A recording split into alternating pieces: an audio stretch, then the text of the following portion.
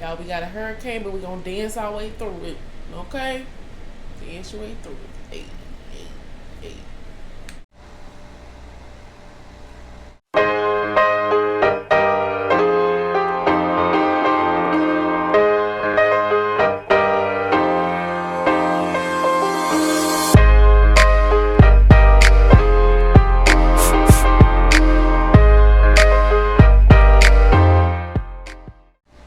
What's good, y'all? It's your girl SaosisAmorExplore here with SaosisAmorExplore, where we explore everything youth mental health, y'all.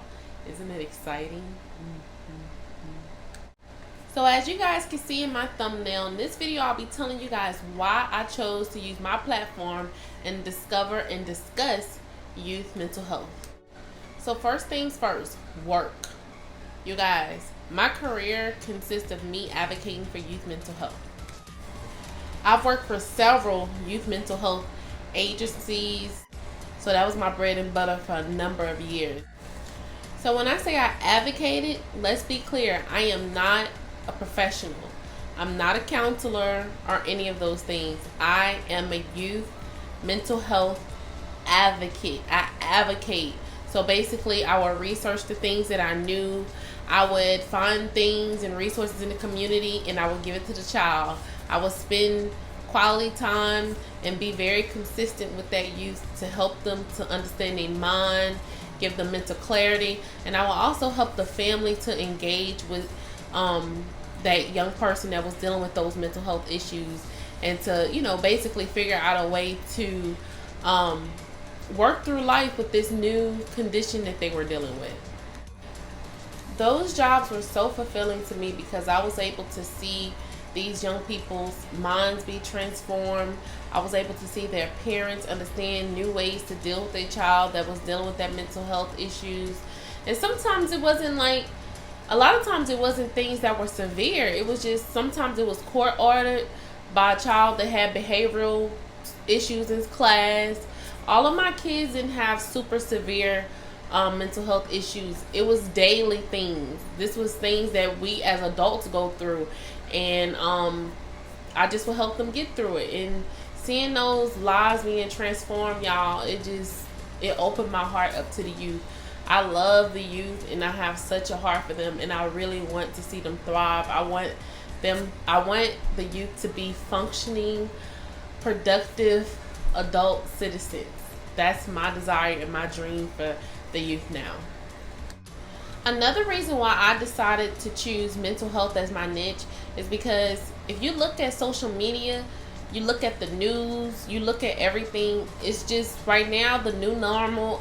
COVID has taken over the new normal, and people are bound to their homes. They're not able to travel anymore, and you can even see in the media certain celebrities that's just, you know, they're having a time. Tamar Braxton, Kanye West, even Michelle Obama mentioned in her podcast that she was dealing with a low-grade depression. And that right there should show everybody, y'all, this is a human thing.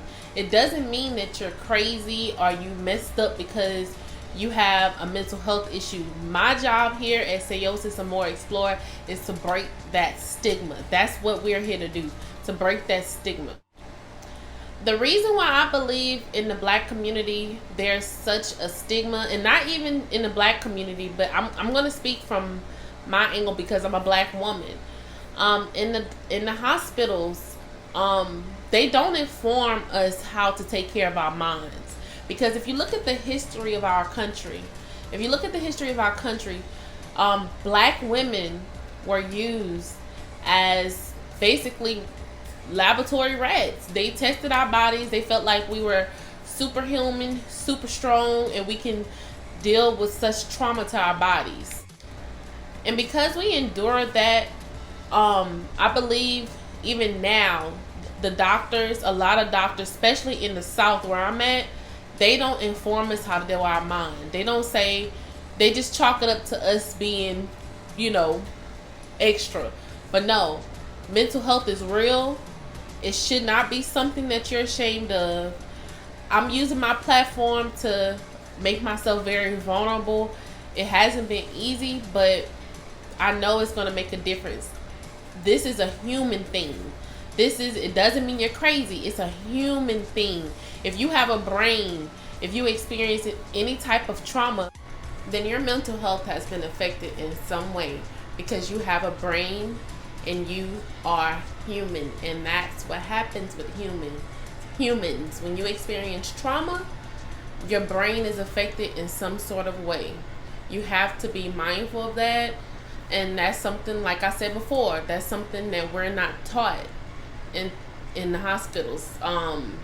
We have to be okay with therapy and getting help, because I believe a lot of other races do. They go and get help, and but it's a stigma to us. People think of therapy like, oh, I'm crazy, or people think of therapy and they think it's like such a taboo.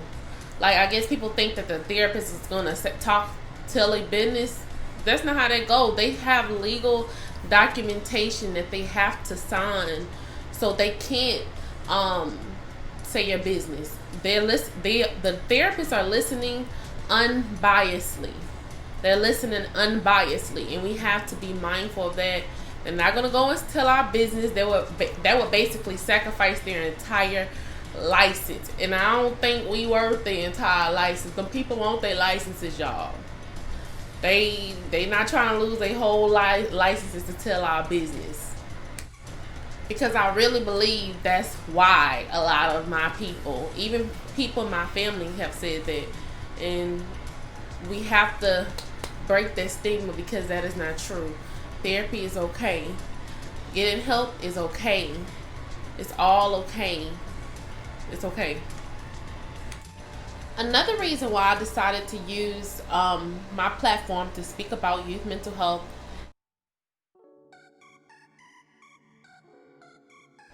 so I experienced depression from just the trauma at work I was dealing with, let alone my personal life. So I literally was bedridden for a week.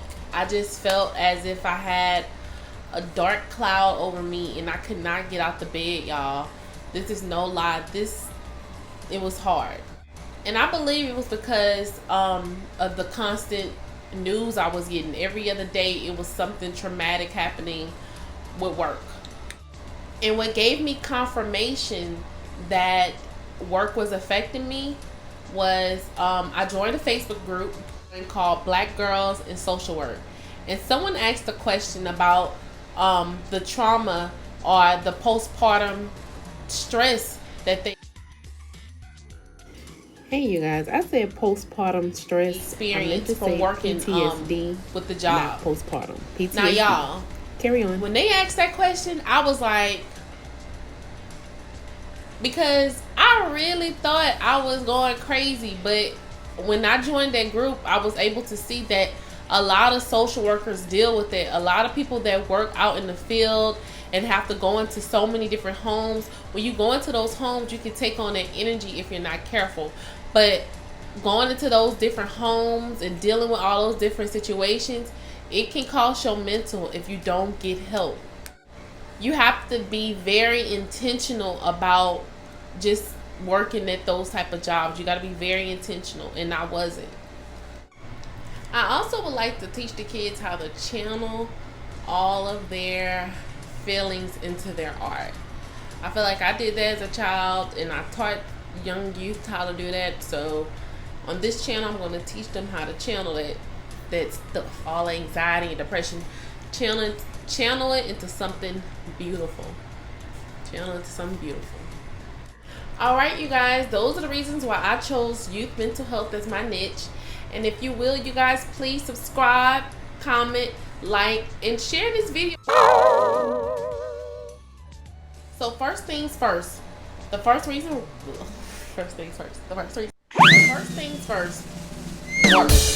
The reason why I chose to use YouTube to I'm trying to get it. I'm trying. Dallas, your girl Saos is hot.